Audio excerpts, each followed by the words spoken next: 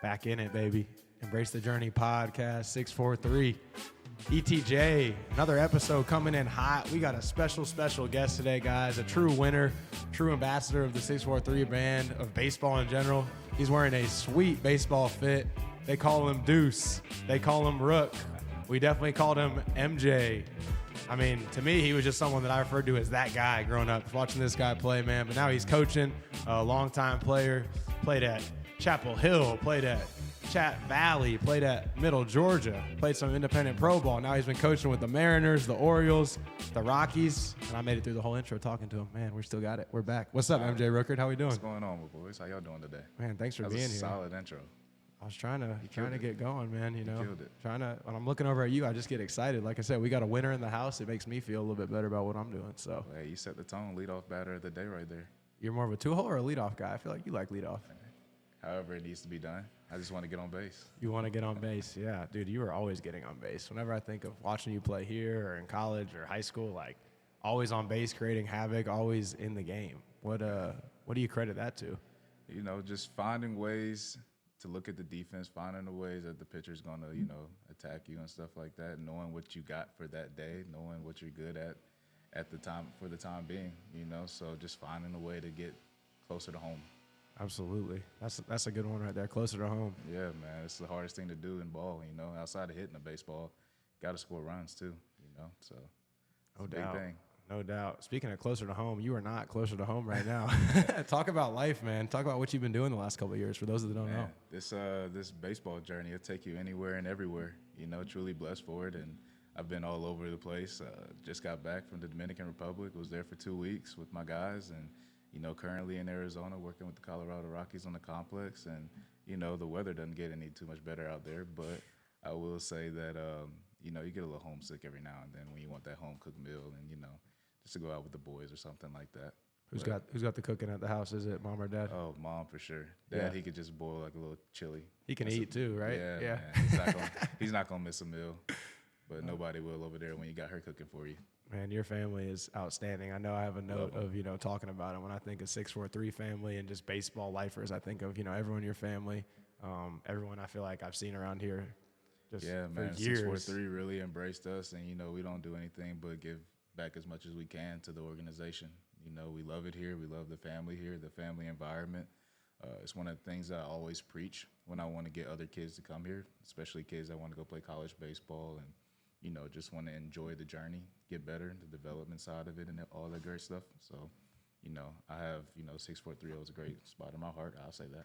No, it's a two-way street there for sure, man. We love you guys, and what I love about family and I think of life. Forget baseball in here, but when I think of life and some of the my favorite people in the world, and I'm sure you feel this too. Like there's people that you don't need to see every day or talk to every day, but then when you see them, it's that home feeling, right? And I know like with you, like you go to Seattle, you're playing ball, or you go to Baltimore. Like the fact that you would always come back here the last couple of years and, help with random practices or teams or clinics. Like even if you knew like, hey, I'm only here for a couple of weeks, like same with your dad when he's going through some health stuff in and out, or Jamel when he's playing and coaching, your sister who's been here for almost, 10 years coaching, your mom who definitely just lives here whenever y'all are all here. Like That's real. That's a real thing, right? Like you don't have to, be in touch 24/7, but when people are family, it sticks, right? For sure, man. And it's just like any opportunity that I can get to come back and, give back to the kids, give back to, what got me to where I am today, I'm going to take full advantage of it. I didn't really get too much of that as I was coming up through, playing wise and stuff like that. So I feel like it goes a long way, and these kids remember certain things where you can like mesh with them and, feel where they come from in certain environments and stuff like that, or at least know guys that's come from the same environment as them to where, it just makes them feel more comfortable coming into here, to work basically. Like I like to say in my, I have friends that'll make fun of me for saying it every now and then, but I get to go to work. I don't have to go to work, and it's just a true blessing to be able to say that and do that. That's why you're a winner, though. It's that mindset, right? Winners win, man. Winners win. I really live by that, and I believe it. How often do you got to remind yourself that? Because you have like you said, you get to work, you get to coach baseball. I feel the same way. I know I'm operating at a different level here than the level you get to operate at, the professionals. But I feel that, and I know though I'm not perfect, and there are days where I wake up and I'm kind of like. Whatever. Like, so how do you get through those days? Is it just like self-talk? Man. Is it talking to people around you, your family? What's the key there? That first cup of coffee. No, but seriously, bro, it's just like I really take every day one day at a time. You know, this game of baseball has truly, you know, been so part of all of our journey in life. So it's just more like one pitch at a time, one at bat at a time, one inning at a time. You know, I really bring that back to life from that perspective. You know, and it's just like you might feel some type of way when you wake up in the morning, especially it's just like for spring training about to start here next week for us. It's like I got to be at the facility at 5 a.m., right? And this, you know, you could wake up feeling, you know, like I got to get in here and go again. But it's like you get there, you get that lift in, you get that coffee in, bro. It's just like, where else would you rather be? You know, it's just like I would literally hate to be in an office right now, Right. You know, and I get to be outside in the sun, play around with the guys, and you know, these guys are like the best of the best, you know, so. You can find holes, you can find flaws and all their stuff, but like you put them around like normal people or normal, you know, athletes and stuff like that, it's, you know, head over water. They're special. For right? sure. Yeah. So special. But So surround yourself with great people. And it sounds like winning the morning. yeah. Like when you say workouts, coffee, you know, mindset in the morning. I really live on win the day, stack the wins. You know, win that day. How can I be the best version of myself today? And how can I help somebody else become the best version of themselves that day as well? So, and I really believe in that. And, you know, if you have somebody that comes in like me, I would say on a pretty consistent basis with the same effort, same, you know, humor, mentality, and all that good stuff, like, you don't have a choice but to win. You know, you can kind of fool them into doing it too. You know, you have a guy coming in kind of groggy and stuff like that. I'm like, hey, bro, like, push him around a little bit. Like, what you got, man? What's up? Family good? You good? And it's like, yeah, I'm just tired. Well, guess what, bro? Like, that car that you just drove into the facility, it's not going to, you know, pay itself. That's right. And then they get back and looking at that and like, oh, yeah, you're right, I guess not. So You're choosing to be tired right now. choosing to be tired. That's so it. it's just like you can choose to be at an elite level when you first get to the facility, and you could be even more at an elite level when you leave, especially if you win that day. So people watching understand why we keep the fire hydrant, you know, on set now, because MJ Rookard's coming with straight heat to start us off. We're only 6 minutes in here, and he's already just spitting absolute fire on perspective, life. Yeah. We might have to use this today, don't we? This thing might be coming out. Shout out the fire extinguisher, man. Special guest here. We'll get him on for his own episode soon. You talk about the memories, man, and I want to talk a lot about, you know, your playing journey, your coaching journey. When you think of 643, I heard you saying it earlier when we were talking before, like, what are some of your first memories of this place? I always like to go back and get that nostalgia going to start the episode. Yeah, like, man, what do you remember first time? Because were we at Aviation when you first played here, or were we still at Larry Bell? That was the first year at Aviation. Okay. The very first year, once they started cleaning everything out, and which I remember vividly when I was, I want to say 11 or 12 years old. I was playing with the East Cobb Shamrocks. Shout out Marcus. Marcus was on that team as well. Shout out Marcus And Mitchell. Yes, sir. We were actually practicing on this field before 643, you know, took control of it and all that good stuff. Wow. So I did remember it from then. And then it was like literally 2 years later, because I did come here at 14. I played that last tournament with that group. And then we all made that transition over here once we just, you know, felt that family environment where you don't have to walk around like on eggshells and stuff like that, coming from other organizations. Sure. But, dude, like, I remember like it was yesterday. You know, I came in with a great bunch, had great coaches and stuff like that. And, you know, I would say it was probably right around the time 643 kind of was like getting rolling. 07, I believe. Yeah, 07 is when it started. So we got here around 10, I'd say. 9 and 10. And, like, bro, it was just the environment. You know, the development piece goes a long way. And, like, you know, you have DP. At that time, I was with Sterling and Nelly as well. So those guys, you know, from an energy standpoint, they were able to get that out of you. And that was one thing. I was a football guy as well. So, like, you know, you have that type of energy bottled in, but that you display on the field. But here you kind of got to control it on the baseball field, especially then. Now it's like, you know, these boys, they talk their shit a little bit, you know, and it's like, so be it. Like, it's hard to hit a baseball, and, you know, it's hard to go out there and make plays consistently. So, you know, enjoy the wins, right? Definitely. But, you know, respect the game as well. But, you know, those guys really got a lot of energy out of me, let me have a little bit more confidence in myself and in my game. You know, obviously, you know, we'll talk about it a little bit more, but being a little undersized and, you know, not being like the best player on the field, you got to find those ways to keep yourself in that mix. You know, I was always playing with the better guys. Like, our teams were always loaded. Y'all were loaded. You know, I would feel as if I'm in the bottom middle of the pack, especially at that age. But at the end of the day, you know, like, seeing those guys work hard. I have a dad who's going to push me, and, you know, that dude, he pushed us, right? But it all paid off, and, you know, I wouldn't change anything about it. But being able to take that with those guys and those coaching staffs, and being around even more guys with the same energy, same goals and stuff like that, it's so easy to come in and just ball out with the boys on a daily basis. It's back to that environment piece, right? Man. Like you are who you surround yourself with. I posted on my story the other day of, show me the 5 people you hang out with, and I'll tell you, who you are. So you get around a team with a bunch of dogs and you're already a dog, you're just you're gonna elevate, right? For sure. Yeah. For sure. You had no choice but to elevate with those guys. That's it. Just like you get it on a team with a bunch of guys who maybe don't care and are effing around, or I'm sure you got some stories to tell of that, of maybe just a couple guys on a team. You got to kind of evade those guys and stay your course, man. Right? Yeah, we'll get into that, I'm sure. That JUCO life is a real one, but right. It'll make you or break you. That's for right. sure. That's right. Which this game will do it in general. So yeah, at the level you're at, I'm sure you see it every day. Every day. Yeah, that's where the mental part comes back and being that winner. So talk about, I like how you just brought up the undersized piece.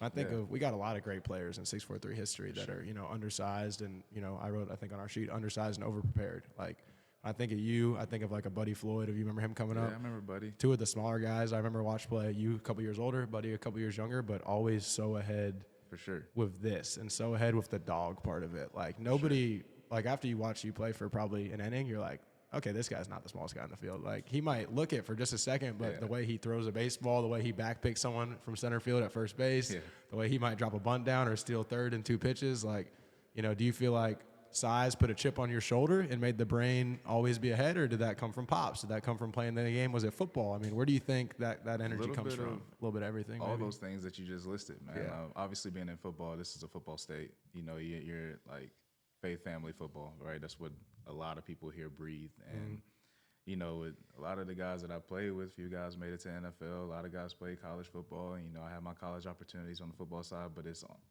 reality is just like, dude, I'm like 5'7", and the reality is just like, I know my body and I know how many hits and stuff that I could take, but I'm gonna always get back up. And I'm not gonna let you know that you might have defeated me, or I'm not gonna let you feel as if you just won and stuff like that. So that piece on the football side for sure. And my dad is just like, never back down to anybody. Like, it doesn't matter who it is, no matter what they're doing. And it doesn't matter if it's not your best day. Like, if you only got 80% that day, give every bit of that 80. Do it, yeah. As much as you can. And, like, that was the biggest thing for me. And the mental piece is just like I said, I'm always going to get back up. And I'm always going to have that extra opportunity where I'm going to always fight, and no matter what, you're going to know you're in that fight with me. And no matter what, you're going to remember that fight. And that's just one thing that I've always lived on. And from the baseball field, the football field, just life in general, like, I'm a competitor. And the biggest thing was I'm not the biggest. At the time, I could say I was one of the fastest, and I found my way into getting a little stronger as well, especially with the football piece. Mm-hmm. But being on the mental side and seeing the game a little bit ahead of the game always helped, especially when I had the other special talents that I was blessed with on the other end that came on the back end. Because I graduated 14 class, but I was in that 15. You're young for your age, for your class, right? Class, yeah. Right. So old soul, but young man. For sure. Definitely. For sure. Dude, you had I think I was going through my camera roll recently, and I'm 90% sure I saw this on your Instagram or your post. It was something that said, got knocked down, and it had 7 tallies, and then it said, got back up, and it had 8 tallies. That's real. That's what I just thought of when you were talking about that, right? Yeah, it's a lifestyle. It's a lifestyle. But that's the reality. So many people, and I see it especially in this generation of kids I get to coach, of like, that one bad game or that, one bad tournament, or, I talked to a college guy on the phone yesterday. He was like, I haven't gotten at bat yet. I'm like, how many games has it been? 7. I'm like, bro, you got some time to go. Like, yeah, exactly. So talk about that. Like, how do kids these days not get so short-sighted? I know we're in an instant gratification generation. Like, we're definitely in I know we were probably using iPhones and social media around like middle school, high school, but now, kids are doing it. I got 9-year-olds that have Instagram accounts, and they're like, so how do we help parents and kids not get caught up in like, I suck today versus that get back up mindset? Key word that you just said, parenting. I think it goes back into the piece, like you said, about my parents, and, it takes a village for sure. And this is one hell of a village. I will say that with the 643 organization, but these kids do go back home somewhere. Mm-hmm. And their parents kind of fill their head with a lot of things. And a lot of these parents don't understand, like, sure, like, in your eyes, your kid is supposed to be the best. And you're going to push them to be the best. Have them believe that, or she, believe that they're going to be the best. But there's a reality side of it, too, right? If, like, you got one kid over here who's just, like, well above everybody else, might have puberty and all that other stuff. Like, if he misses a ball, a thing's going into the trees over there, but if you miss hit a ball, it might go right over the shortstop's head, or a left fielder comes in and makes a hell of a play, right? But on the other end of it, it's like as a parent, you got to say, hey, did you give your best today? Have you been putting out there the work that I've been paying for, or the work that we've been going out, the extra work that we've been doing? Like, were you able to, exercise that? Do you feel comfortable? Are you able to look in the mirror and, tell yourself that I gave my all today? I got 1% better today. I think that's a big piece in it. A lot of these, we're in the microwave generation for sure. And I can admit that because I could fall into that as well. Same. But, these parents got to understand that too. Like, I have a couple kids where I'll train them, and, pretty good kids, they're going to be elite when it's all said and done for sure. But one of the kids, he didn't strike out the whole season. Think about that. He didn't strike out the whole season, and I think his dad tallied him down to, 2 swing and misses the whole year. Barrel control is insane. Wow. Right? So now we're working on, pitch selection and stuff like that. But you're talking about a kid that'll go into the cage and probably hit 8 or 9 balls, hard line drives in a row. And then, dad might see him, roll over on one, and he's quick to say, hey, hands what are we doing there? Come on, bro. Yeah. Can we focus on the 8 we just did right? Not the that's one what we I'm did saying. wrong? And then, these kids, if anybody can take them out of their game and out of their mood, it's their parents. And we all know that. 100%. Just I enjoyed seeing DP on a daily basis. I enjoy being with Nelly on a daily basis and stuff like that. But they're going to tell us after the games everything that we did right and a few things that we did wrong. But sometimes I got to hop in that car with my dad. He's going to tell me everything that I did wrong. Right. From did you run onto the field hard enough? Were you on deck, or were you in the hole getting your timing on that pitcher and stuff like that? Little things, right? Mm-hmm. That really go a long way. But at that time, you're just I'm just trying to ball with the boys, man. And like I said, you look back at it now, you're like, damn, I was on the team with some dogs, bro. These guys had hella careers at the collegiate level. A few of them got their professional opportunities as well. But I was in the mix of all of that, and one of the better players on those teams as well. But it came from the encouragement from my dad as well. It's just as quick as he'll break me down, he'll build me back up. So he'll always leave me with some type of positive energy. But it's gonna start off with hey bro, hit the field harder. You never know who's watching, and I never really understood that until it was time to really understand that. Right, and I have a crazy story too where we're playing at Kell High School. Mm-hmm. I want to say this was WWBA, and we were just talking about Jeremy Johnson. Yep. And Jeremy was obviously one of the better players on that team as well, for sure. But we had some guys on that team, and I'm not gonna sit here and say Jeremy was having a bad summer, but he wasn't having the caliber of summer that those other guys were having. Sure. And these guys were getting recruited as well, because this is where we get recruited a little bit earlier and stuff like that. And I want to say Jeremy just ran onto the field hard one time. Went out there, said, I'm going to take a hit by pitch, and literally took the hit by pitch and was on third in 2 pitches and was the game time run or something like that. Dude had an offer from University of Michigan just like that. Right. And it was just just because he went about it different. Right? He just went about it the right way. Right. And just like you said, you never know who's watching.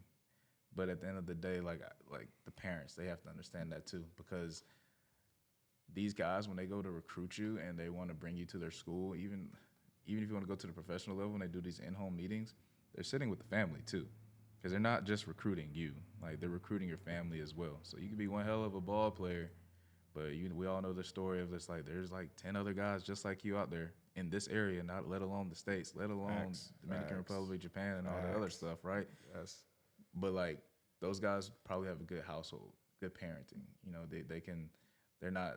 These coaches aren't going to see through the bullshit that the parent might tell them, he's getting up at this time and he works harder than anyone I've ever seen. Well, you're only looking at him. He lives with you, right. Of course. And you better cook it up really good for your son, for sure, or your child in general. But at the end of the day, it's just these guys, they hear that story on a daily basis, the same way that they give out the same story. Hey, we need you to come in here. We need you to be a guy. You're going to be our center fielder. You're going to be our leadoff guy. We're going to have you All-American by year 2. Bro, he told that same story to 5 other guys this week. That's his pitch. That's his pitch, right? Parents got their pitch. Coach has his pitch. Right? Exactly. So sure. Back to the bigger piece of the question is just parenting. Parenting is just want to help these kids out in the microwave generation of understanding hey, how were you today? Did you give your all today? How can we build on this? What do we need to go work on? And what do we need to make sure tomorrow we're able to do. Because that's one thing like these kids are able to do. Like it's pretty locked in that you're gonna play again tomorrow. It's pretty locked in that you're gonna play next game. And the crazy part is you get 2 or 3 games a day. 4 even sometimes. You know, and like looking back at it, I'm like, damn, like yeah. you say doubleheader to me now these days. I'm like, ooh, you sure? Like you don't want to space it out or something like that. But yeah, like enjoy that piece of it, and also from a parenting standpoint, because like you just said too, like kids over there complaining about he hasn't played in 7 games, and that's not even a week in college because I'm sure there's doubleheaders in there somewhere, right? So like, what's going to happen? What type of adversity are you going to hit when that does come? And it's just if you prepared from that middle school, high school standpoint, like you'll be well prepared when you get to college, and then when you get those keys, like you'll take it and run with it. Sounds like what you're saying is parenting is a conversation. It's not a lecture when it comes to this stuff. Like you're talking about asking your kids questions, and I know I've heard people say like, be that grandparent in the car. Like, hey, super proud of you today. Let's go get some ice cream. And instead of like, hey, why weren't you doing this? Hey, did you think you gave your best today when you were in the outfield getting on off the field? I know you didn't have good at bats, but were you hustling everywhere? And usually the kid will go, no, I wasn't, right? Like when you're kind of pointing fingers and getting at them, then the kid's going to shut down, and then it feels like, man, I'm not doing enough for my parents. But and half these parents live through their kids, bro, and that's just that's the part that sucks, man. That's sad. It's just like you're living through a 12 and 13-year-old, and like half the piece is just like you were never that good, and that kid's already better than you ever were. Right. And the other piece is like you don't want to burn him out just because you're pushing him harder than you were ever pushed at anything. And another thing is I make some of my parents like, hey, like you're talking all this shit to your kid, like get in the cage. Hop in real quick for a second. Get on the hit tracks for a second. You don't think 75's fast? Go ahead. Hit it 75. I don't even need a hit tracks. I will front toss to you, and we can look at your swing, and I'll have your kid break down everything. And don't say anything to him because he can't say anything to you. Mm-hmm. It's just the reality piece of it. Like, you want to, like I'd like to tell people all the time, even my new guys when they come in for after the draft and everything like that, like, hey, bro, I breed dogs. Like, when you come in here, we're working. We're going to have a damn good time, but we're working, and we're going to leave better. And all of my kids believe it. All my players now believe it. So, like, they understand that it's one swing at a time. It's one pitch at a time. I was throwing BP to a kid last night, and he check swung on the pitch. Good pitch by me, but, like, he check swung on it, And I'm like, hell yeah, 0-1, bro. Yeah. And he was like, I still got 2 more. That's my guy. Cool. Yeah. And then next pitch is a rocket. Dead center, like who knows where it really went, right? But like you love to see that response in a kid. That shows you the dog you're talking about, the competitor you're talking about, because that's life of get knocked down. Oh well, I'm gonna get back up for this. We had a 9-year-old, 10-year-old scrimmage last night. I'm doing a 9-year-old team this year. Oh boy, never done that. Holy energy. Got a catcher from Dalton, Georgia. Dog though, like for a 9-year-old, if they're driving up here, mom and dad are committed too. Well, like credit to them, they stay out of the way, they drop him off, and he's just a little rat. And he's catching, and he's definitely being a little lazy. And this is where I have to talk to you about this more often, Mike. I'm always trying to find my balance as a coach of when am I being too and when am I being too, we were talking earlier, too, approachable and too buddy. So I like to think I'm probably too nice of a guy, so I try to go the other way. But I call him out, I'm getting on him, and he's just kind of taking it. Like, he's doing a good job of just taking the coaching. He comes up the next inning, 2-1 count, inside pitch, borderline, but I'm umpiring. Attaboy. Ha!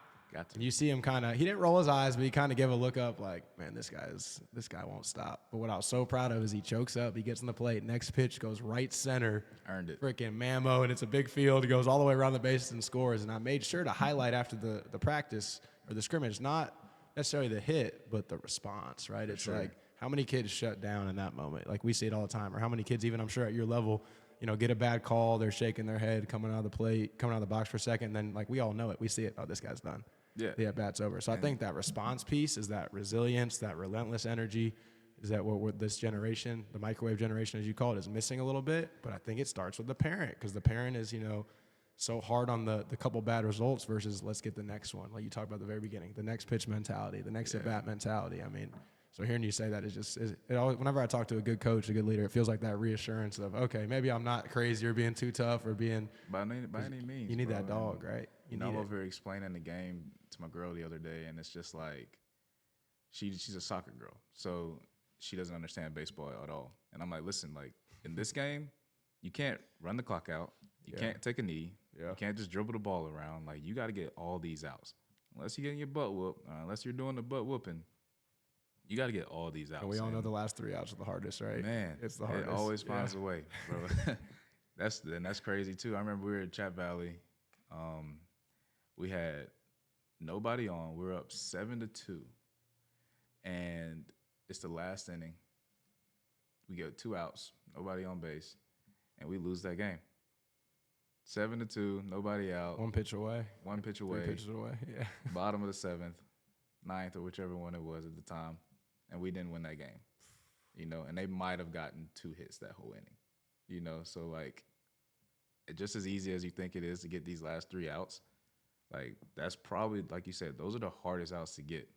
Let alone like those opportunities that you might have to score earlier in the game and you didn't get them, and then next thing you know, like you get a double the next inning and nobody's on base. So it's just like, well, we could have used that last inning. You just got to take full advantage every little of those thing in baseball, right? right? Every little thing, like it's never fails of like you can then look back after the game and go, dude, I knew that felt like a big moment when we didn't move that runner and then we lose by 1 run, or we just dropped that fly ball in foul territory and then that guy walks. I mean, it's just like it stacks. It's just like life is stacking days. Dude. The end of a baseball game is, can you stack good plays? Because one little bad play, oh my goodness. And you never know which one it is, like you just said, but piggybacking on what we were talking about earlier, what you asked about earlier, just finding that fine line.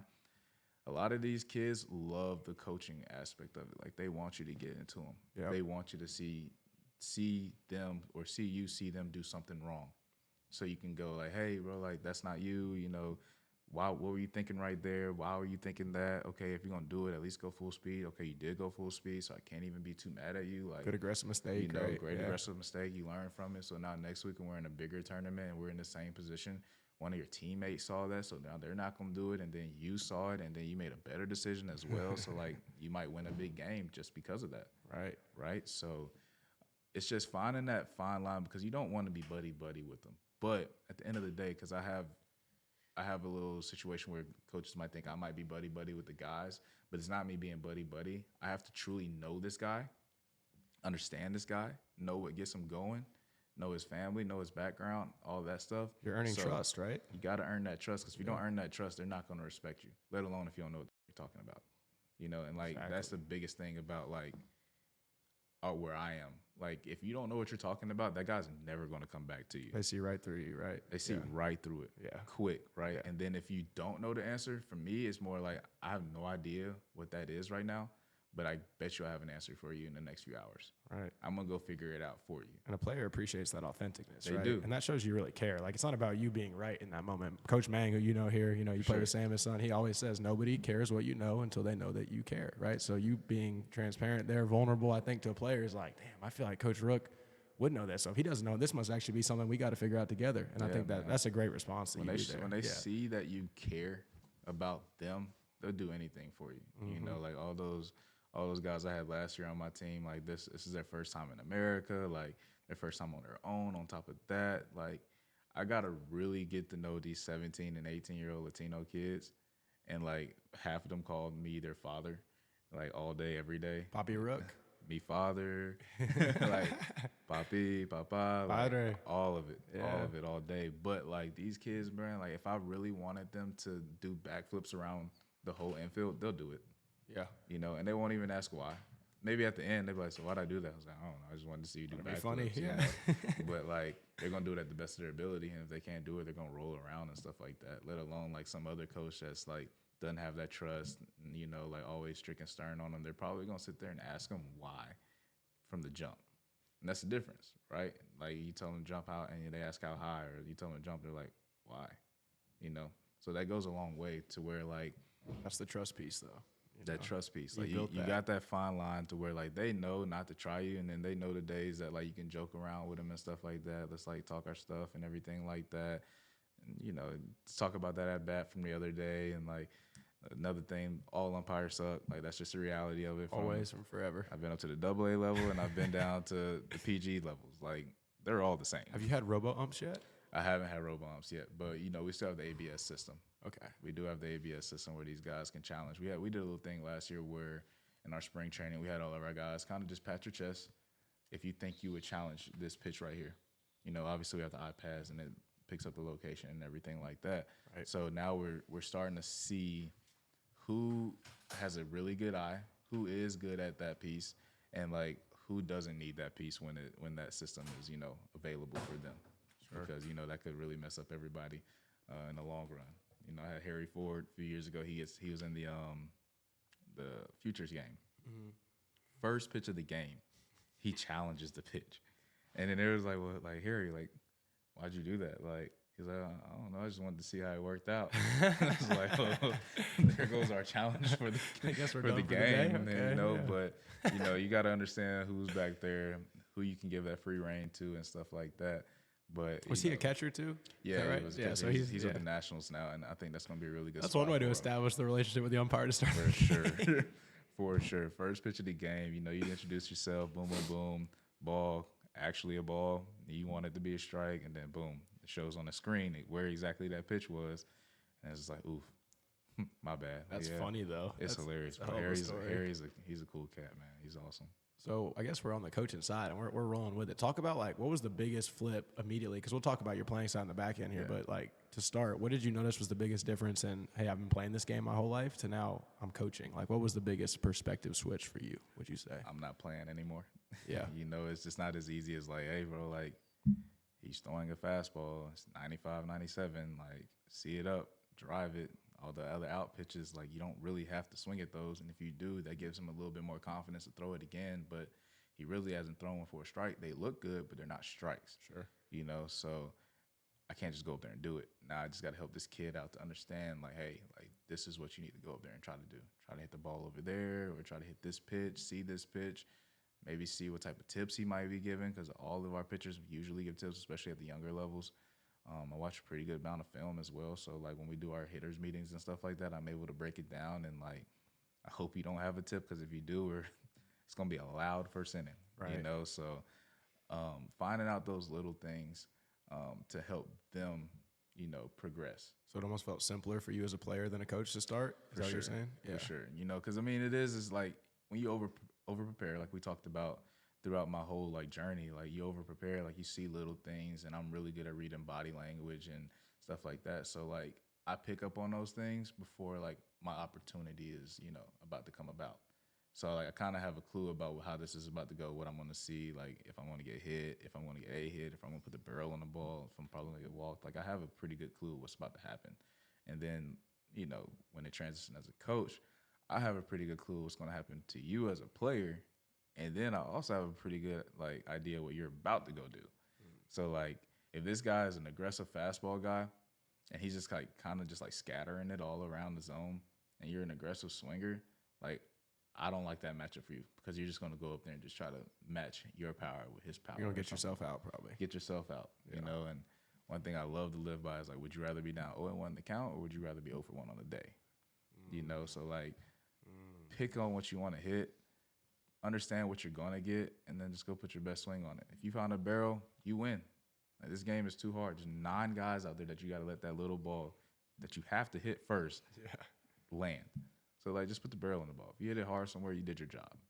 So making it simple, I'm guessing, for guys, especially when you have so many elite athletes you're working with, right? Because I know, at least as a coach, sometimes you see other coaches who did it at such a easy high level that they actually struggle to coach at first, where you were, you know, the grinder, you had to figure it out. That's why you coach probably pretty easily, where some guys that are so good and talented struggle to coach because they're like, bro, just do it. Like, hit the ball. Literally. Right? Or why can't you just throw that guy out the plate there? Like, what are you doing versus the mechanic or the mentality, right? I mean, you see so many guys that were big leaguers, and, you know, it's cool to work alongside those guys and everything. They offer good perspective, and there's plenty, but great. Maybe that teaching side just isn't quite there. Teaching side, like, maybe that worked for you, and I really don't know how that really worked for you, but, like, that's not going to work for him. It's like, how freak of an athlete were you, dude? How did that work? Yeah. And some of these guys, bro, like, I just saw John Lester last night at the field, and it was just like, bro, like, damn, like, that's a big dude. It's a big MF. You know, and it's just like, it would be just as easy for somebody to be like, hey, bro, just throw the ball to first base. You know, and it's just thinking about his pickoff. I was you just know, thinking it's when you not, brought him it's up. not that simple for some people. But, you know, and he was a big leaguer. He did at the highest level. He won a World Series and all that stuff. He played with some elite teams, right? But everybody has that little flaw in everything that they're doing. But, like, being able to flip it to transition as a coach and coach that, what's going to work for you at your best? Like, what's going to help you? Like, I remember playing with a kid at Chat Valley who couldn't throw the ball to first base. Carson Hughes, he was our first baseman at the time, another 6'3" alum. Yep. And we had to sit there and teach this guy how to throw hard ground balls to first base. So that's what he had to do. Fill that bunt up, throw a hard ground ball to first. Wow. You know, and it's just like find those little ways to win, find those little ways to get that out, and then from there we can progress. Sure. But yeah, from a coaching side, it's just like not everybody can coach it. Just because you did it, you damn sure can't coach it.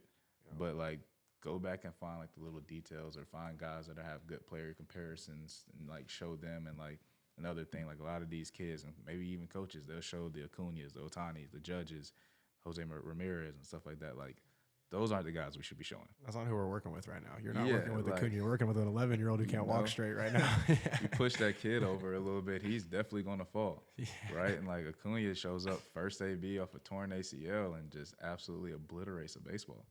Like it's not normal. You can't teach that. That's not normal. Yeah. You know, and I talked to a lot of our big league staff as well about some of these guys. Like, you know, obviously we're in the same division with the Dodgers, and you know we see Ohtani like every other week it feels like, right? And it's just like, what do you say to a guy like that? We have actually our newest hitting coach, Pilly. He came from the Dodgers. He was an assistant hitting coach with the Dodgers last year, and he was just like, bro, he never slumps. God never slumps. And like in my eyes, in our world, like yeah, like I get that, but to like the average fan, they're like, bro, he hadn't got a hit in 2 days. Like, do you know how hard that is?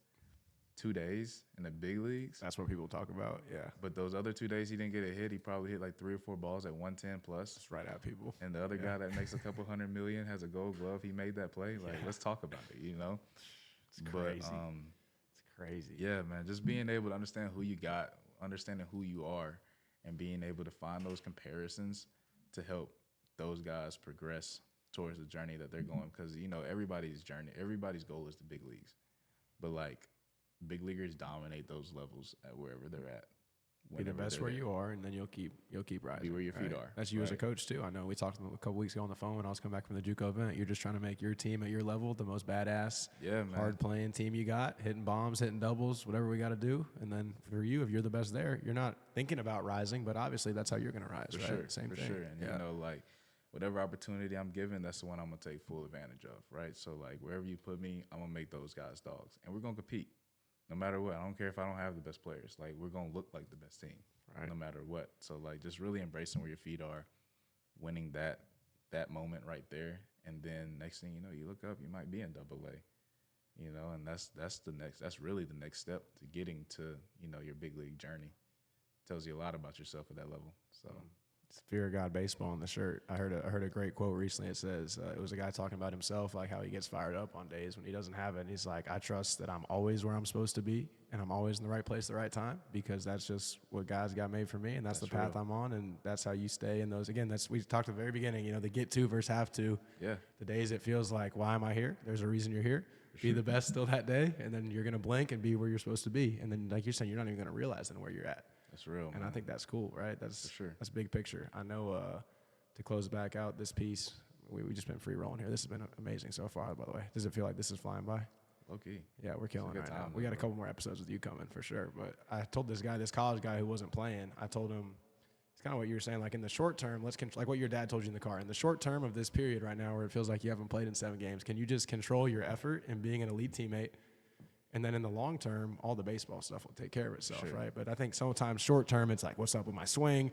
Why am I not playing? What is he not seeing? And then you become unhappy. Versus if I can control the controllables in the short term, long term wise, for sure, talent and hard work will then catch up to you, and you get all your results, right? And a lot of the immature kids as they're growing, because a lot of these guys, they really don't mature until like later in their college career, but like they do those things, and now you're making adjustments that really don't need to be adjusted. Now you're trying way harder than what you need to do. Over tweaking, overthinking. That's not what got you there. That's not what got the coach that like you. That's not what got you to make that spring roster and stuff like that. So like now you're changing who you are, and now your opportunities are really gonna be limited, right? And so then like, cause I fell into that my first year at Chat Valley, where like I just felt like I hit 1 or 2 home runs in like the scrimmages, and like, you know, he kind of expected that a little bit more. So now I'm trying to hit a little bit more, and it's like, well, why am I going up there trying to hit home runs? And, you know, looking back at it, it's easy to say that, but in the moment, it's just like, be what got you here, be what's making you successful, and stop trying to be more, because that's what's going to hurt you.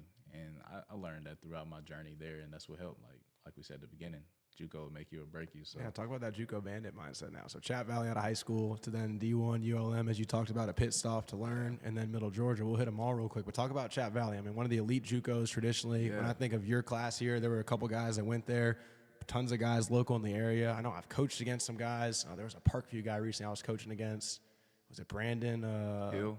Brandon Hill, right? That's one of your team. Right, yeah, exactly. I was throwing VP at East Cobb.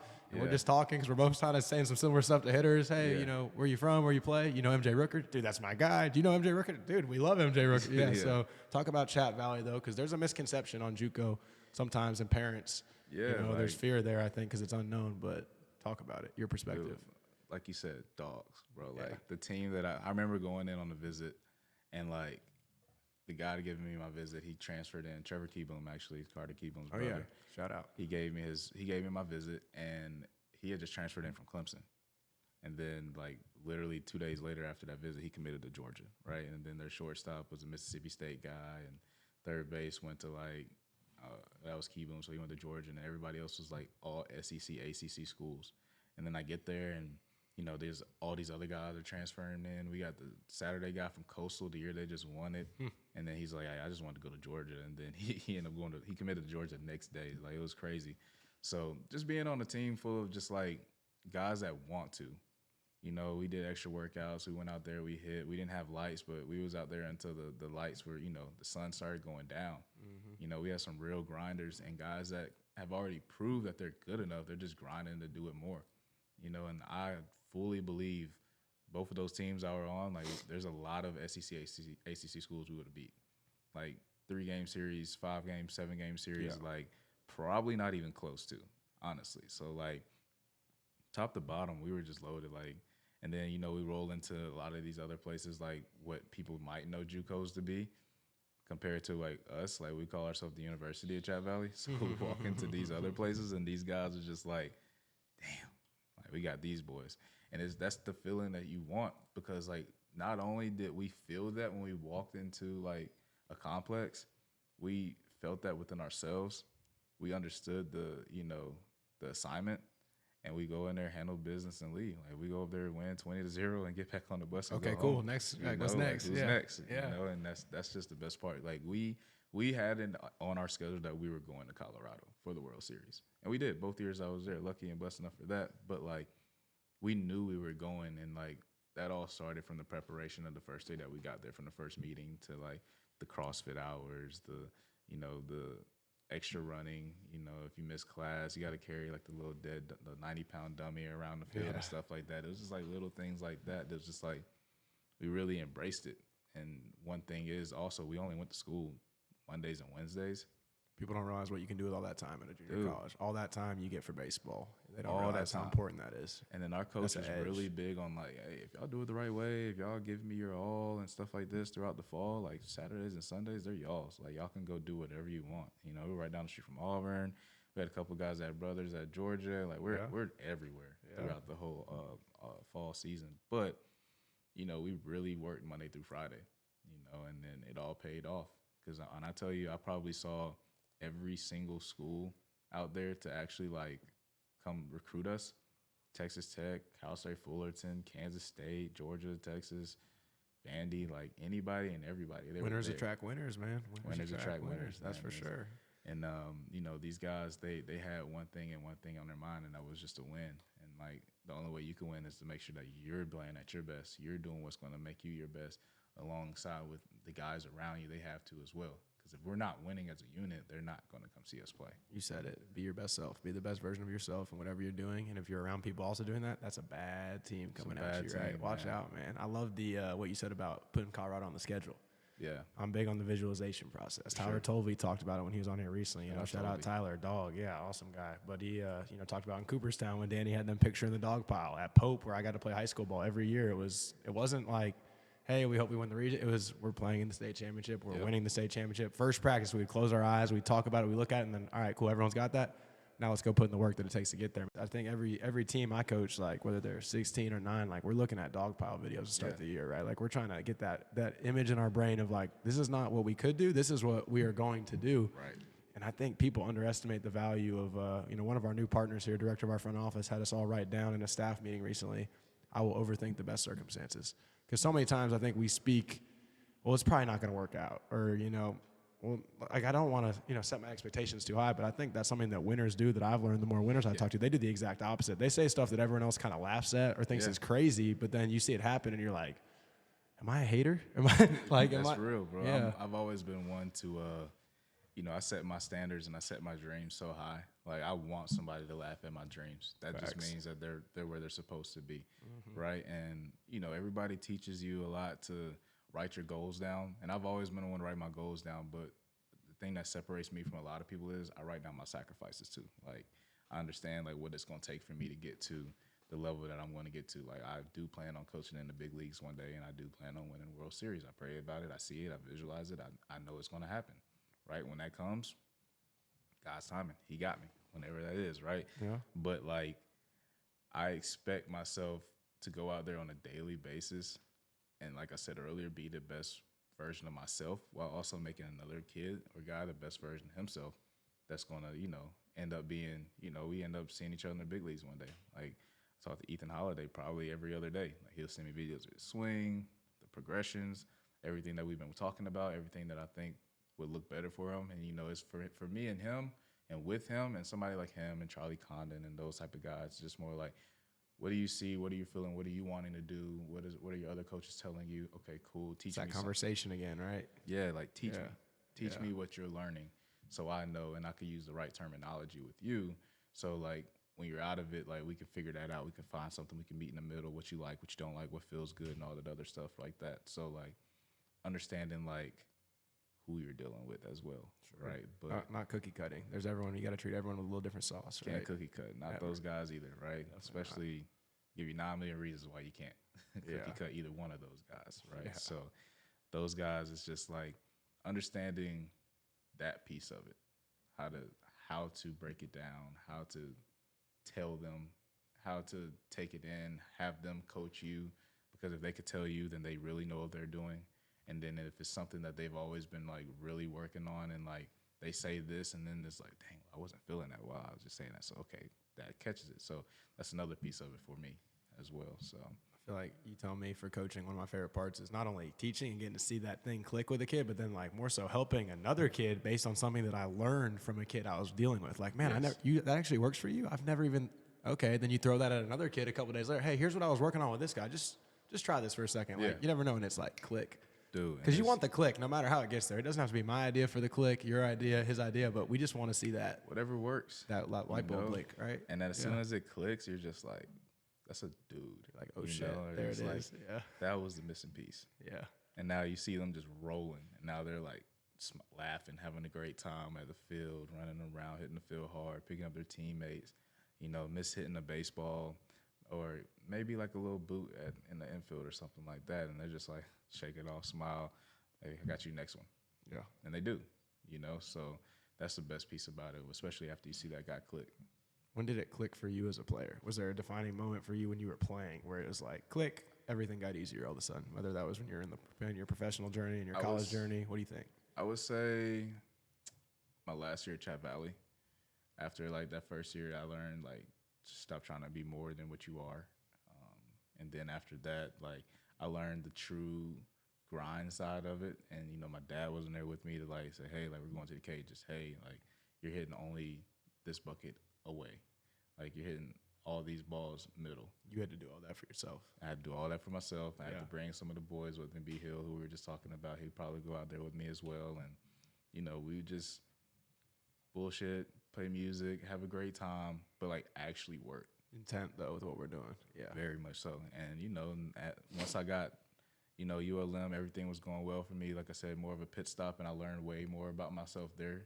And then when I made that transition to Middle Georgia, like those 3 semesters I was there, bro, it was just like a whole different mode. Like you're a killer. Yeah. It was literally like playing a video game. It felt like, but like the preparation piece, like me and a couple other guys who would all go out in the middle of the night, bored because Cochran, Georgia, there's nothing to do really. Sure. So it'll be like 2 a.m. We all get together and go hit in the cages. Just go swing it, hit the lights on the field, go hit on the field, throw BP to each other and stuff like that. And like, bro, it was just vibes. And, like, it made you really, like, sit back and just enjoy where you are. Like, I could have been here working at Publix, bro. Like, nothing against those people that work at Publix, but, like, that's not the journey that I wanted. I'm sure that's probably not the one they wanted either. But, like, you know, we all have our own journeys. But it really made me sit back like, wow, Cochran, Georgia, with the guys, finding barrels. You hear the music's playing on the speaker. Like, we're just having a time. You found the get to in it again, right? You talk about the get to at the beginning. That's the get to versus have to be here. I think so many people, back to close out our JUCO piece, the issue I actually have the most when I'm talking to parents and kids about, when especially I'll see a kid where I'm like, dude, like JUCO would be perfect for you. Like, you have all these skills, all these talents. Maybe you're even honestly a little soft. Like, you need some of that dog in you. But they're like, well, there's nothing to do there. It's like, well, you're telling me you want to play professionally. Like, yes, there's nothing to do there, but a lot of the teams, as you know, you're coaching, you're in these small towns coaching. Like, I think that's probably a big piece that set you up is like you had to learn how to maximize an area and get the most out of the baseball there because 100%. that's what you're there to do. It's not that we're, you know, strictly baseball guys. We're, of course, people that can do so many things, but ultimately, if you want to be a professional, which again, we have, I mean, you've been out here, you see our top 16, 17s. That's what, at least they, whether they mean it or not, they all think or say, hey, I want to play in the pros. I want to get drafted. I want to play at the highest level. But I think there's a lack of that respect for, like, then you're going to have to go down some roads that aren't glamorous for a little bit. And it's not, you know, all the big lights and all the, you know, fresh Nike gear or whatever it might be. But it's, you got to go figure out how to do it for yourself. Like what you were saying with UMB holding the cages in the middle of Georgia. Bro, and then, like, the crazy part is like, half of these guys will go to the Clemsons, the Texas A&Ms, the Georgias, the Vandy's, right? And it's just like, how long were you there? How many at-bats did you get? Nothing like, not shooting you down by any means, but like just being real. The reality side of it is just like, okay, well, you were there for a year. Like my little stint at ULM, like I was just there for a year, and it's just like you move on to this next journey. And who's to say I didn't think I didn't even know where Middle Georgia was. When I went on my visit to Middle Georgia, I went to the Macon campus. I said, hey, coach, I'm here. He's like, where are you? He's like, I'm looking for the baseball field. He's like, you didn't see it when you first pulled in? I'm like, I'm in Macon. He's like, oh, brother, you got about 35, 40 minutes to go. You know, so it's just like, and that ended up being probably like the best piece of my baseball journey. Like those are my guys, you know, and like we all transferred in right around the same time. I think we had like 9 guys transferred in from the Division I level, and then like including like an ACC Player of the Year. Like we had some guys, and you know, we had a few guys that were already there, and then he meshed that together, and like it was already a winning culture. And the way that we went about it to win just made me find like the excitement and the enjoyment in it and stuff like that. Sure. So like really putting everything in a perspective and just like understanding like the whole be where your feet are piece and like enjoy this day, enjoy these guys. Because like we said earlier too, you blink and like, bro, life's life. Like you're here and like you might find a gray or something, and then like, you know, you look back, it's like, damn, that was 6 years ago or something like that, you know, and it's crazy to think about and it's crazy to say, but like really like enjoying it and finding that excitement and that get to instead of that want to and get to piece, you know, so it's awesome, bro. You feel the gratitude when you're talking, man. Like it's powerful having this conversation because you feel that gratitude and that trust in everything you're doing. But that's how, again, we keep going back to it. That life is not as smooth as it feels when we're talking about it. But that's why you're smiling and you're still doing what you love, I think. You know? So bro, kudos to you, man. Like staying on that path. It's fun to follow. It's really fun to track. And I know around here, you know, shout out Marshall Adams, our videographer today. Shout out Marsh. You know, Tucker Breen, we got behind the scenes. I mean, a couple of guys like JUCO grinders, right? Like you can see it in how they coach and how they live and how they lead.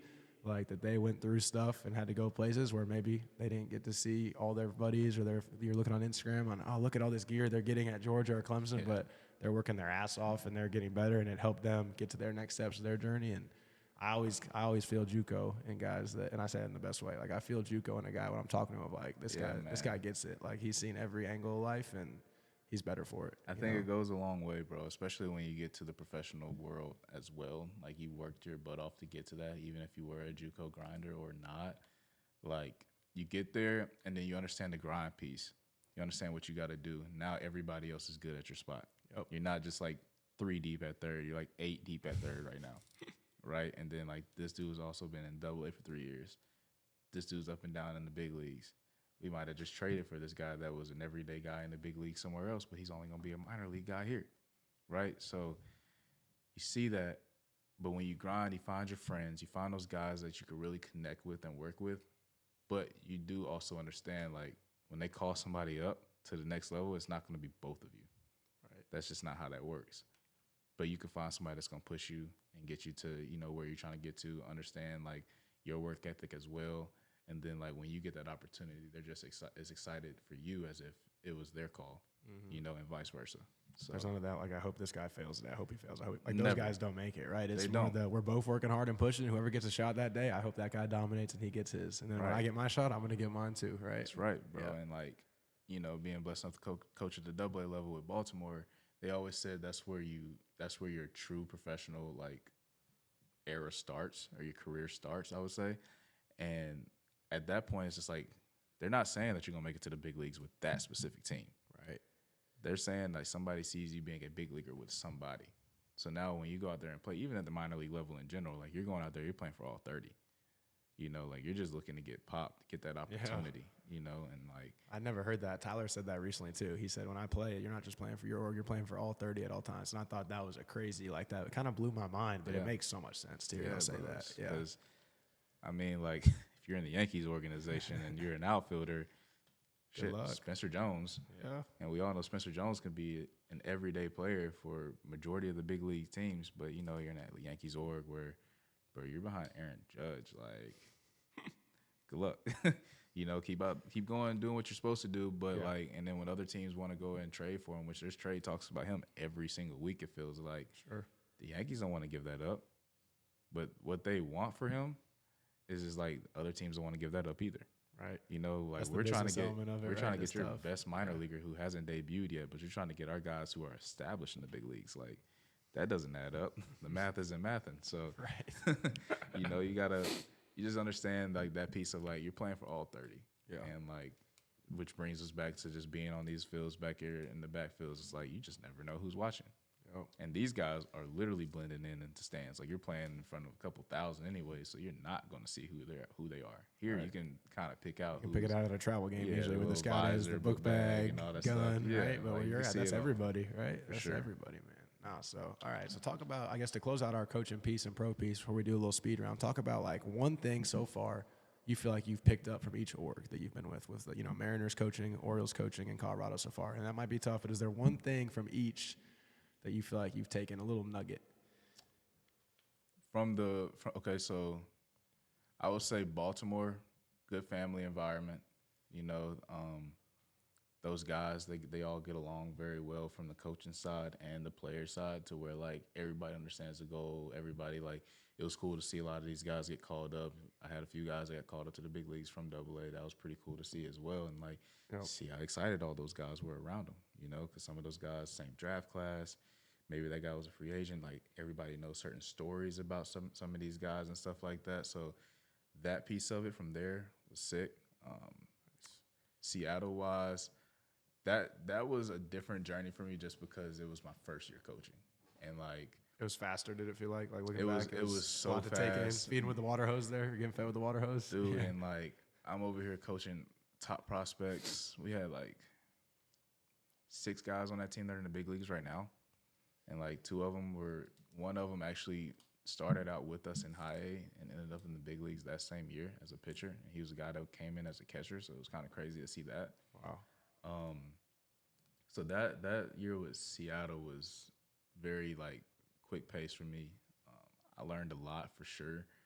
The manager that we had, that was his first year coaching as well. That was his first year managing, I'll say. We had a solid team, and, you know, good players always make great coaches for sure. So I guess I could say that's one thing that I learned from Seattle. Good players really make great coaches. Right. Because even with me still kind of learning on the fly and not necessarily everybody understanding how much I'm really learning on the fly, especially as a coach. Sure. Those guys going out there doing what, like, we talked about and stuff like that, them being able to break it down and me being able to help them out a little bit, that was pretty cool to be a part of. Was able to coach first base a lot for them as well. So, like, seeing the game as a base stealer, and then you got these guys over here, like, hey, like, this is the time, but, like, forget the time, bro. Like, this is what he's doing. Like, as soon as he looks up, he's out. Yeah. Okay, as soon as he takes that little breath, he's out. You know, if he looks over here fully, he's coming. Like, you see those little things, right? So it helps you see it from a different perspective a lot quicker. I'll say that. Probably gained your confidence going, okay, this stuff I was looking at as a player is actually really valuable because this dude was faster than me, but he doesn't see this at all. He's worried about the wrong stuff right now. Right. Yeah. Right. And with Colorado, because this was my first year back on the complex. So it made me really understand that just as good as these guys really are, the IQ piece, bro, they still don't know it, and they're still learning. So like I saw a kid that run on first, and this kid is probably one of the top prospects in our whole org right now. Okay. He's on first base, hit and run. Boom, pop up. He's running, round second, on his way to third. Everybody's screaming back, back, back, and I'm just like, what's the Spanish? Like, what do you say? How do you say back in Spanish? And it's like, say back. Like, they understand that, and which they understand a lot, too, which is funny. Yeah. But dude sees it, sees everybody saying back, coach is saying come back. He cuts straight through the infield. Holy shit. And you got to, a lot of people don't know, for the kids that don't know, you do have to touch second base and go back to first. But he cuts straight through the infield. And he did it twice, because he did it again later on in the season as well. Oh, my. But it was just more along the lines of, like, these guys, flashy. That's the only way off the island anyways. Like, got to hit it hard, got to hit it consistently, got to be able to make the play, got to throw it hard, all those good things, the power tools, right? Right. But, like, when it comes to IQ piece, like, you really got to teach them the ins and outs, like, when you're playing hard, how to play controllably hard. When you're about to make a play and, you hear 1-1-1, 2-2-2, like, that's just a suggestion. Somebody kind of saw it before you, but you kind of got to use your eyes and know what you got before you actually go out there and do it, So it's easy to say 1-1-1, and, ball's coming in from the outfield, and shortstop just turns around and just lets it rip. But the dude's already back at the bag, and now you threw the ball into the fence or something like that, It's that showcase versus, like, game type stuff almost, right? Yes. Like, having the best tools versus, again, back to the IQ piece. That's where having you as a coach is great, though, for those guys, right? For sure. I tell a lot of people that at the complex, all I do is I coach elite travel ball. Yeah. Like, you'll see a lot of some of those, the Angels, and, like, specifically the Angels, they do the chants and over there. It's like, bro, like, come on. And they apparently that's what they did on the island too for their DSL team as well. But it's just like we tell our guys, like, hey, like, that's not the way to go about it. Like, be professional, all that good stuff. But understanding, like, have fun. Right. It's still do it the right way. Yeah. Pop it when you can pop it, but, like, we're gonna control it a little bit because, like we also said, you're playing for 30 other teams. Yep. So, like, if you go out there and you hit a ball 450. But that's your only home run on the year, and you're standing in the box looking like nobody cares. You just a couple other orgs that might want to pick you up. That's what you're saying. That's real. Right? And then the guy behind you might catch one between the numbers, and that's your fault. Yeah. And it's not 80 poo. I can promise you that. So you're gonna feel that 95. I love it though. It's obviously I'm a very honest guy. You're a much better player than me, but I hear you what I feel, and that I love coaching kids that have better tools than I had, because I felt like I had a good brain, but I wasn't very fast. I didn't have pop, so, like, I love getting the kid with all the tools and all the ability, and then helping them see it from, like, our lens more so, of those little things, that elite travel mentality that Danny, Sterling, like that they play hard, compete hard, do the little things right. Yes. You give us all those tools, and then you unlock the brain. That's a big leaguer to me. Like, it's almost unstoppable. That's power forward at our level here, and that's big league at your level there, right? Sure. So that's the best. Sure. Had a guy, that same team from High A with Seattle, top prospect with Seattle. They signed him out of the DR. They signed him for $10,000, might I add. Like, he came in, he only hit lefty at the time, and he was just telling everybody, like, hey, like, I can hit right-handed too. Like, and it was like, nah, this is work from the left side. Yeah. Speed guy. Like, he could probably run like a sub 6'2", maybe a little bit. Yeah, flies. Yeah. But he lets you know when he's still in the bag, like, like that whole deal. So it's just like, hey, calm down. Yeah. But regardless, they told me, like, this is going to be your biggest, like, task. Like, this kid is not going to want to come in and work. He's lazy, which a lot of the Latinos, they have that background. Reputation almost sometimes. And you want to be able to say, hey, like, this is the reputation that you have, but we're changing the narrative. Like, the system can be made specifically for you if you do it the right way, right? And I told this kid, like, hey, man, we had this thing, we say money, money, money, money, money. Like, if he sees this, he'll even know it, right? And, like, if you're not working hard at your tasks, outfield, stealing bases, getting on base and stuff like that, you're not going to get any money. They're not going to pay you. He understood that on a daily basis. We come in, money, money, money, money. Like, that's what we say to each other. And it's like, all right, let's have a great day, right? And he ended up getting traded to the Blue Jays later on that year, and he made his debut the next year. Wow. So it's just like, and then is a switch hitter, by the way. Wow. They allowed him to hit one ball from the right side, and he put that so far out in left field and fell as he did it. So he hits it, falls on his butt, bro, and that ball went probably like 375, still going. 380. Yeah, It was crazy. Special though, special athlete, Very guy. special. But you found what makes him tick. Like, hey, I know you want the money, so now listen to me about how I can help you get the money. Right? That's real. coaching though. Again, that's the trust. Real. That's you the just care. gotta be able to trick their minds in a way, but understand like the main goal is always the main goal. But there's only a way that you can get to the main goal. Yep. You got to dominate where you are right now. It's easier for these guys. At that time, it was like Julio. They love Julio, obviously. Very lovable guy. Yeah. But with Julio, like Julio approaches that shit the same way every day. Right. True professional. Yep. It will work out. Like that guy is like a pro's pro. Mm-hmm. And just being in spring training, you see like all these cool guys come around. You saw Ichiro on a daily basis, like literally doing his routine as if like he's about to go play. Right. And then like he'll come out there and do like the Ichi drill where he's hitting the fungo basically off the tee, and he has guys running and literally putting the ball where he wants Wherever to. he wants. Off Picasso. right center, right off right center wall. Okay, boom. Down the line, boom. Double play, second baseman backhand, boom. Off the tee, it's crazy. Master at his craft, right? Very. And, you see Special. Julio kind of, gravitate towards somebody like that on a daily basis. And, he's having the career that he's having. It's not really surprising. Winners attract winners again. Dude. Right? He felt it. It's a lifestyle. Moved that way. It's a lifestyle.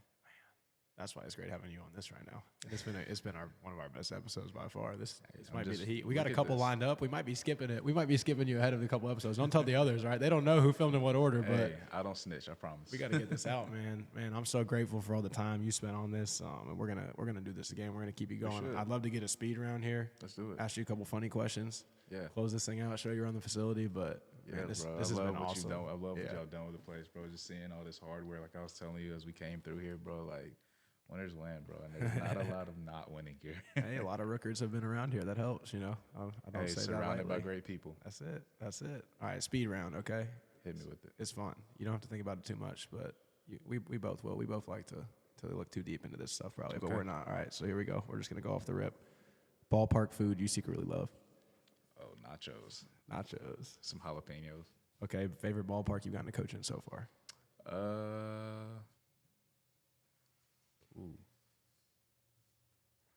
I say Reading. Reading, Phillies AA Park. Like it. It's a solid one. One trait you feel like you coach most similarly to Mike, your dad. Ooh. The confidence piece. Yeah, Installing confidence in like all these guys. I love it.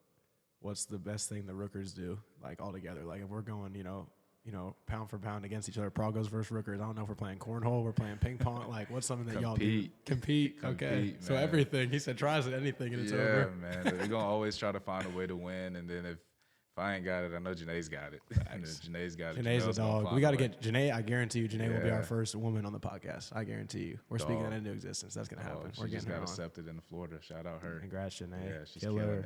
Killer. Okay, best base running IQ Q you have as a coach. CUE.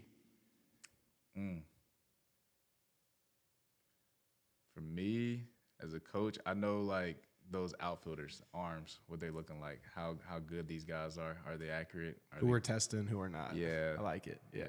I like it. Okay. Because we're going first to third, second to home, any chance. It's that we automatic. get. We're doing Yeah. it. Grass on grass, we're going. Right. Every Yeah. time. Every time. Song that gets you locked in. Song that gets me locked in. The greatest, Rod Wave. That's my guy. Okay. Shout out. I actually met him once, Did you? about a year ago. Dang, that's a subtle brag right there, bro. I wasn't like, he wouldn't remember me for sure, but he was at a alright. car dealership that I was at, and he was hanging out with somebody, and they're like, hey, yo, Jake, this is Rod. And I like, what's up, man? Good to meet you. Left That's out. I was solid. like, was that? He's like, yep. I'm like, That's damn. solid. Okay, I See, should have. if you're in the same places with guys like that, you're doing something right. We're doing something, right? We're on Yeah. the way. Yeah, that's it. Surround yourself with winners. You might F around and be a winner in a second. That's right. That's right. Okay, a couple more. What favorite college memory playing? Winning that regional with winning our regional with Middle Georgia.